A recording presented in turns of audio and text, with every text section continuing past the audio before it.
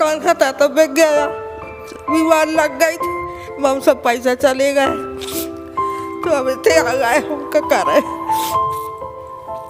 जगह नहीं, जमीन नहीं, कछ नहीं रुपये।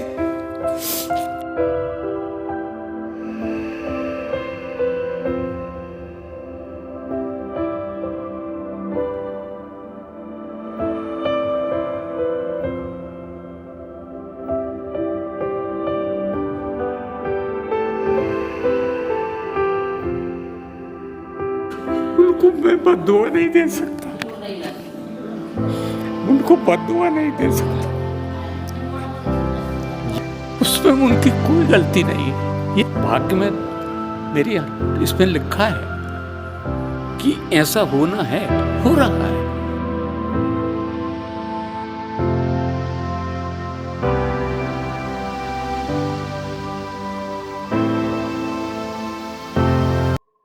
शास्त्रों में कहा जाता है कि माँ बाप के कर्ज को बच्चे कभी उतार नहीं सकते, वह आजीवन उनके ऋणी रहते हैं।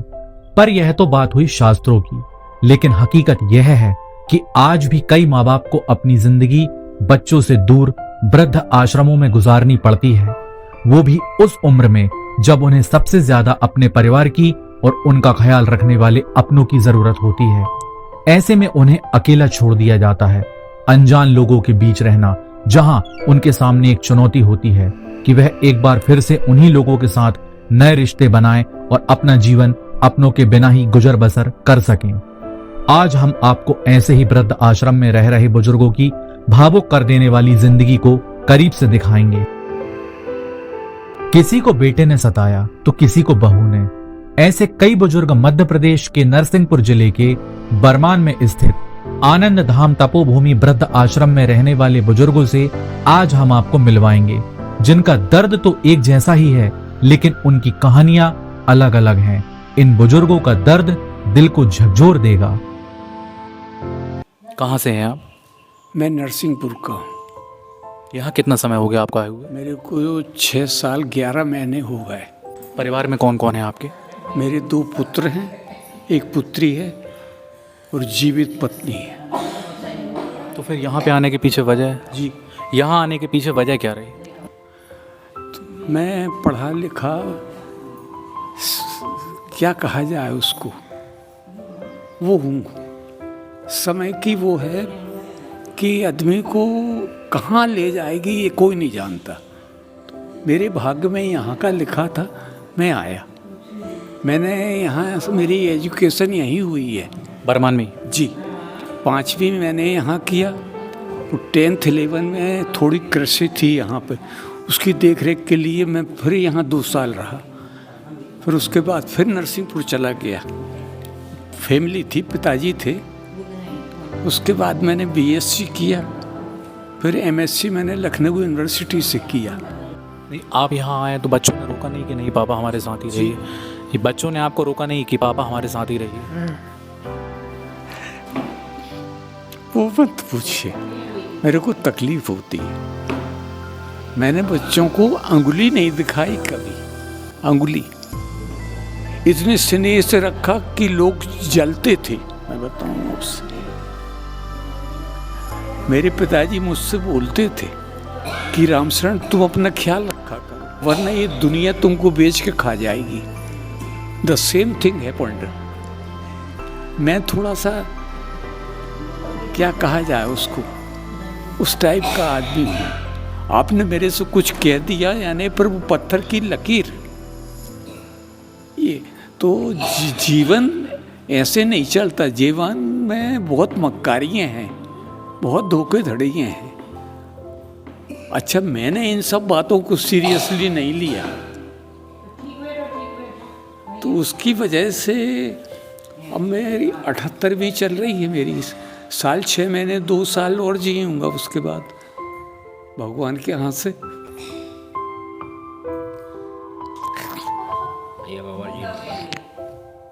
मुझे सोच के मेरे को अपने आप पे दुख होता है कि मैं कितना कैसा इंसान हूँ जो इस दुनिया को नहीं समझ सका और आज भी नहीं समझता। बच्चे मिलने नहीं आते आपसे? जी, मिलने नहीं आते बच्चे आपके यहाँ?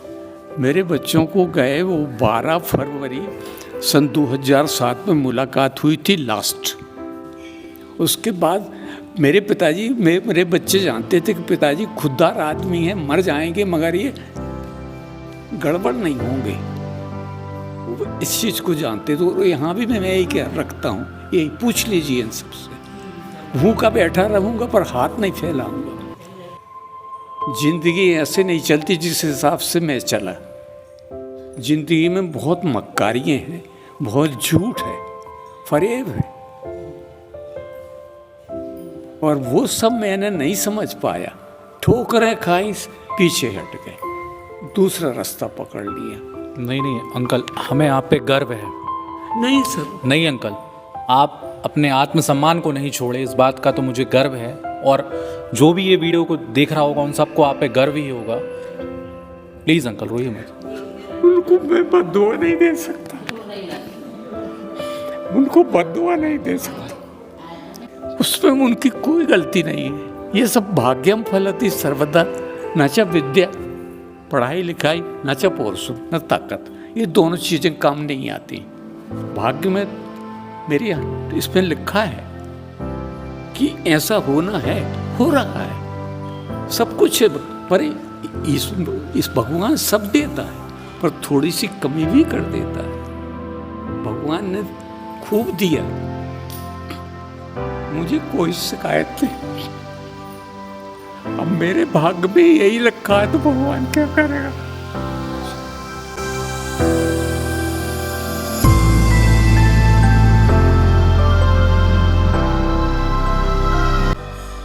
क्षमा कीजिए, आपका समय मतलब आंसुओं में चला गया।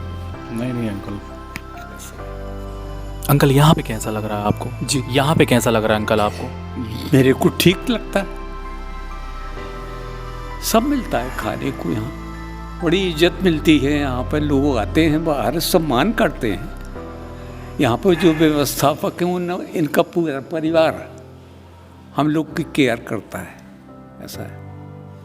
और क्या चाहिए बताइए आप।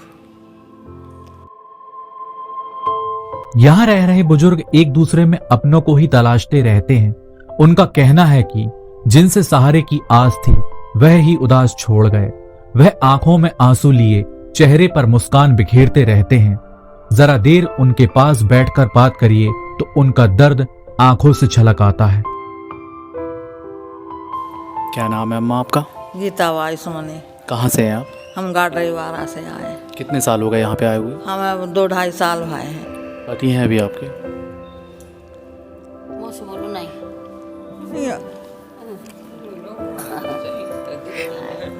अरे मुझसे बोलो नहीं, अब तो बहुत रो नहीं हमारे पति हमें रोआई याद। मकान खाता तो बिक गया, बीमार लग गई थी, हम सब पैसा चले गए तो अब इतने आ गए। हम क्या करे, जगह नहीं, जमीन नहीं, कचरे में रुपये। अब लड़की भी ऐसा ही है, ज़्यादा बड़े आदमी की नहीं है, कर खा रही हैं अपने। अब उनके पास अपन कहाँ रह पा रहा है। मैं तो क्या थे मन अपन नहीं रह रहा है। आखिर में देख मैं जिसके पर आखिर। यहाँ कैसा लग रहा है आपको? हमें तो अच्छी लगा थे भैया आए जब से। उन लड़का कहीं लगा थे जो हमारी भी अपनी बहू कहीं लगा, सब अपनी सहेली भाई मैया के पास बहुत ही अच्छे हैं घर से। हम तो कोई सहारो ही नहीं है, तो अपने कोई सहारो है कि 4 जाने हैं तो वो तो कोई सहारा नहीं। अकेले डरे रहे, कोई पंडे बारो नहीं। हमें तो मोनी है, दूर दूर रहेंगे ससुराल में। बाकी यहाँ तो अच्छा लगता है। हाँ, वो होगा 24-25 साल हो गए हमें पति खत्म हुआ तो। हमारी लड़कियों की शादी नहीं हुई थी कि पहले ही खत्म हो गए। तो हमने चंदा करके शादी ब्याह कर दिया तो बड़ी हो गए। और कहा वृद्ध आश्रम में रह रहे बुजुर्गों ने बताया कि घर में जब बच्चा पैदा हुआ था तो पूरे मोहल्ले में खुशी मनाई थी। उन्हें बस इतनी सी ही आस रहती है कि बेटा बड़ा होकर उनके बुढ़ापे का सहारा बनेगा। पर विडंबना है कि बच्चों के लिए तमाम कुर्बानियां देने और दुख सहने के बाद भी कई माँ बाप को बुढ़ापे में अपनी संतान से दुत्कार ही नसीब होती है।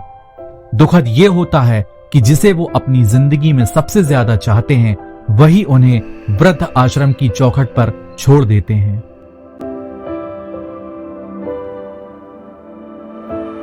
आप कहाँ से? गाडरवाड़ा, पटेल बाट। गाडरवाड़ा से। जी। यहाँ कितने साल हो गए आपको आए हुए? 8 साल। आपके घर में कौन कौन है? बेटा बहू 2 नाती हैं। बेटा बहू और 2 नाती हैं। तो आपके यहाँ आने के पीछे की वजह क्या थी? हम दोनों आदमी आए थे। हमारे बाप बेटों की बनत नहीं थी, लड़ाई होती, दारू पिया था हमारे बेटा। बेटा आपका शराब पीता था और आपके पति से लड़ाई होती थी, हम 2 यार तो आप दोनों आ गए थे। अभी आपके पति कहाँ पे हैं? खत्म हो गए। देहांत हो गया उनका। कितना समय हो गया? 5 साल। तो लड़ता था आपका जो लड़का था वो लड़ता था शराब पी के, मारपीट करत। मारता पीटता था आपको, घर से बाहर भी निकाल दिया? इसलिए हम यहाँ आ गए। कितने बच्चे? एक ही लड़का एक है? ही बेटा है। आप जब यहाँ आपने आने का सोचा तो आपके लिए भी तो एक बहुत कठिन निर्णय होगा अपने घर छोड़ना। वो जो घर आपका होगा वो तो आपके पति ने ही बनाया, हाँ घर आप ही की पति की आमदनी से बना होगा। हाँ लड़के का तो कोई योगदान होगा नहीं उसमें। हमें और हम 2 ही लाओ तो काम करते कड्डोर में सोनी है, कड्डोर बनाते जब हमें और लाओ तो। आपको शुरू में जब आप आए होगे तब तो आपको बहुत याद अपने घर की भी आती होगी, बच्चे की भी आती होगी। हमें कोई की नहीं आती, बेटे ही ठीक नहीं तो काय हुआ है। नाती छोटे छोटे हाथे में, अब मानो अब नहीं कर परेशान का, अब नातियों की चला था, नाती बड़े बड़े हो गए, अब कुछ नहीं का है। पर हम जा तो हैं घर, कम जात है। पिछले 8 सालों में मिली हैं आप बेटे से? हाँ मिले, घर गए मिले। अब कैसा क्या कहता है? वही उसका रुख है अभी भी वैसे शराब नहीं पीता है? अब नहीं कर चुका है। आपको बुलाता नहीं है कि माँ हमारे साथ रहने लगो? नहीं जने का है। आपका मन नहीं होता उसके साथ रहने का? नहीं हमें नहीं हुआ मना, तो चले जाते नाती देखे भी अपने घर चले जाते कभी कभी, महीने 2 महीना में। यहाँ कैसा लगता है आपको? अच्छा लगता है हमें यहाँ। यहाँ आपको अपने हाँ सब अच्छे मिल के रहता, अच्छा लग रहा हूँ। हम मैया की शरण में हमें अच्छा लग रहा हो। ये आप देख सकते हैं कि यहाँ पे आके, जैसा सभी ने हमको बताया है कि बर्मान में जो वृद्ध आश्रम है, यहाँ पे आके सभी हमारे वृद्ध जो हैं उनको एक सम्मान भरा जीवन और एक बहुत ही अच्छा जीवन यहाँ पे जी रहे हैं। ये बात तो बिल्कुल सत्य है कि वो बच्चों की कमी पूरी नहीं हो पाती है, लेकिन और उनके मन में है वो कसक कि वो बच्चों के साथ नहीं है, लेकिन वो आज अपने जीवन के अंतिम दौर में एक आत्मसम्मान से भरा जीवन जीना चाह रहे हैं जिसमें कुछ भी गलत नहीं है। और उन बच्चों को एक बार फिर सोचना चाहिए, चाहे वो इनके हों या और भी ऐसे जो बच्चे हों जो अपने माता पिता का सम्मान नहीं कर सकते, उनको एक बार ज़रूर सोचना चाहिए कि जिन माता पिता ने बचपन से लेके उनके जवानी जीवन भर तक कहना चाहिए, उनके हर दुख सुख में उनके साथ रहे, उनके लिए सब कुछ करा, क्या उनका इतना फ़र्ज़ नहीं बनता कि जीवन के अंतिम 5 साल या 10 साल जो भी उनके क्षण बचे हैं उनको एक आत्मसम्मान का जीवन दे सकें। बहरहाल यहाँ पे मैं अपने दर्शकों से आज्ञा लेता हूँ।